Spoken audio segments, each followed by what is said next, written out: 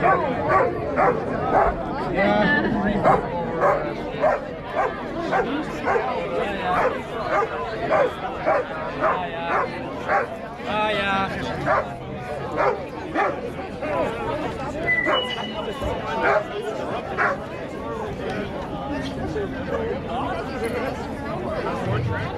just want to share who I am. I'm an education assistant for the Vancouver School Board. I resigned.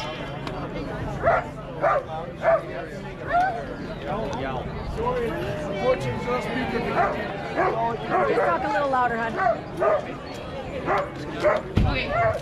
So, I resigned from the Vancouver School Board last year, and I became the whistleblower. I went to Surrey, Vancouver, Chilliwack, Abbotsford, Burnaby, spreading the message about what was happening in the school system, because people were not aware of the crap that's being taught in the schools. Closer is better than higher. Follow me back in the area if you want.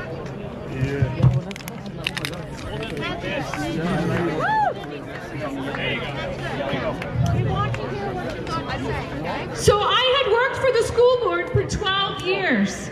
I resigned under duress, not because I hated my job. I loved my job. I love working with children. I love bringing up their spirit, the fun and excitement for learning, but that's gone. And I could not do it for a paycheck any longer. My moral and ethic compass set in. I could not make these children wear a 3-ply mask and run laps in the gym.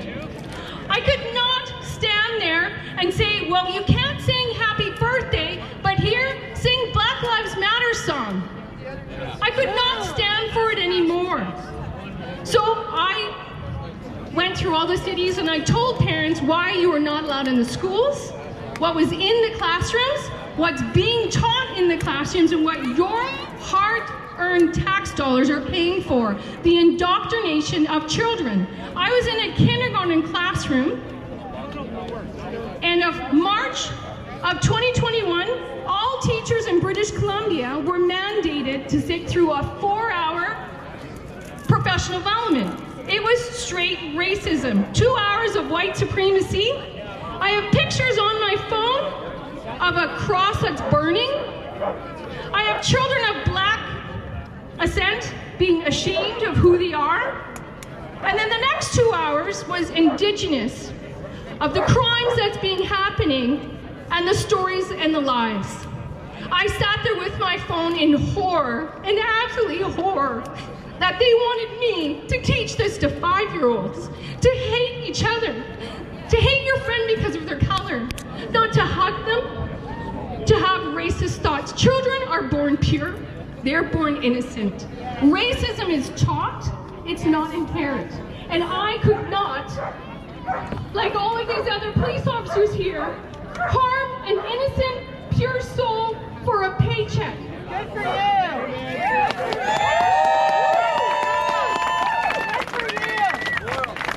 I went against all my staff, and I was trying to tell them that we needed to bring more fun and joy in the classrooms.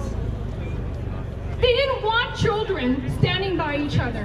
They didn't want them hugging each other. They didn't want them sitting with each other. There was no joy. Stand on the sticker and get in line.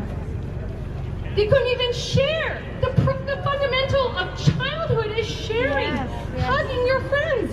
No, that spreads COVID, and you're going to kill your mom. That's the stuff that was told to these kids. When the Soji that is taught, and I'm going to say the name of the lady, her name is Salima Noon out of UBC, who all of your tax dollars pay for her to come teach sex education. Boo! It is a big boo. She's getting paid through UBC and the government to teach your kids that pedophile and pedophilia is normal. That it is okay for an adult to touch your kids. Disgusting. It's disgusting and it's wrong. It's evil.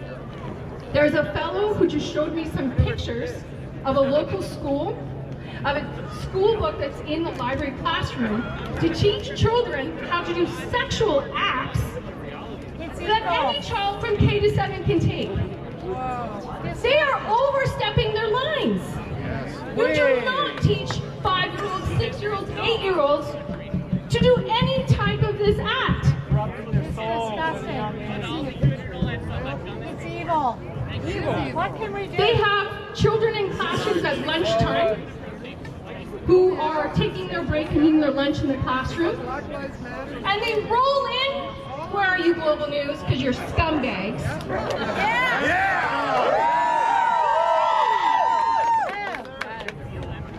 They roll in your disgusting, shameful, propaganda garbage. They roll in the TV at lunchtime so kids can watch your rhetoric, your propaganda, to brainwash them some more. That is wrong. And you people who work for Global News, you all need to resign.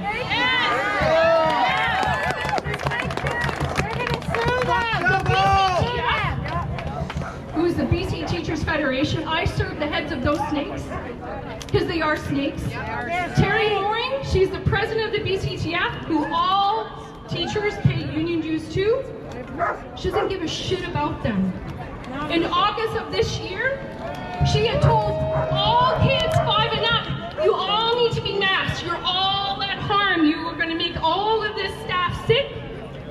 And you know what? She didn't take a poll. She didn't call any teachers. No emails went out saying, how do you feel about this?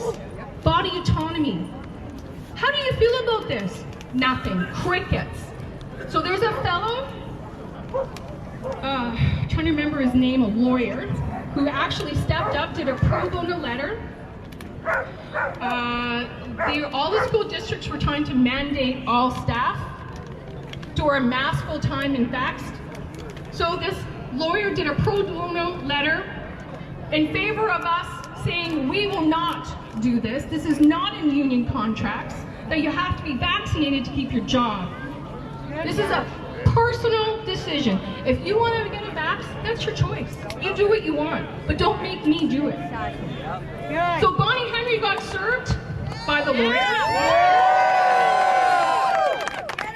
Terry Mooring got served by the lawyer. That these teachers of British Columbia were not going to go along with this. But guess this is where the buck got transferred to. That Global News didn't pass on, CTV News didn't pass on, that they took that and all school districts, Board of Trustees, in each school district they got to have a vote whether all of these school staff should be mandated to wear a mask and have a vaccine. That's where the shift went. Bonnie Henry was supposed to do it, she's a coward. Terry Mooring was supposed to do it, she didn't. So it all went to the Board of Trustees. The Board of Trustees, one in particular in Okanagan, she was furious. Furious that she was put in this position to take away people's rights. So we won that, but this is the new thing that we're battling right now. Souk School District sent a letter out a couple days ago to all school staff. By February 17th, you have to tell HR what your vax status is. Guess what happens when you're not vaccinated? You're out of a job. When I wasn't going to wear a mask in the school, Human Resources from the Vancouver School Board said, what's your medical condition? It's none of your freaking business. You're not my doctor. My doctor got a note, and my doctor says this. So I sent them a human rights letter. I sent them WorkSafe BC. I sent them the health commissioner. I sent them a whole lot of stuff saying I don't have to play this game. Good for you. Good for you. Keep going. I also want to tell you that the teachers union in Ontario is connected to the World Economic Forum. Their pensions are paying for shares of Pfizer, Johnson & Johnson and all the others, Costco, big box stores, and oil. They have shares in all of them. In my union, which was CUPE, BLM was over every single newsletter. They were funding CUPE, the BLM, George Soros, and Open Society in Toronto. What are they doing in education? Now at Christmas time when the kids got back,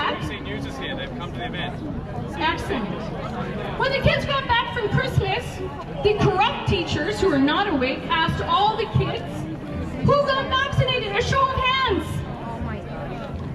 Kids are not vaccinated. Guess what? It's like Rosa Parks Day. You're segregated in the classroom. The kids on the left, not vaccinated. The kids on the right, vaccinated. It first started with masking. Now it's gone to vaccine segregation in schools. Intimidation. I have a 6-year-old boy who won't wear a mask, who's standing up in his school in Ladner Delta. He's strong, but he's feeling the pushback from the school, from the teachers, and from his peers. He was going to a local community center to help him with stress for mental health. The community center now, you have to have a vax pass. This kid now is not coming out of his room. He is suffering hugely with mental health. Mental health for all these kids 5 and up has gone up 800%. 800%! You RCMP officers are contributing to this. Also in January and September. Oh, excellent. I want you to film this and get it right. In January of each school year and September of each school year, each child has a student number. That student number is attached to money. Money. Where do you think that money is going right now? It's not going to paper, not going to books, because the school that I was in,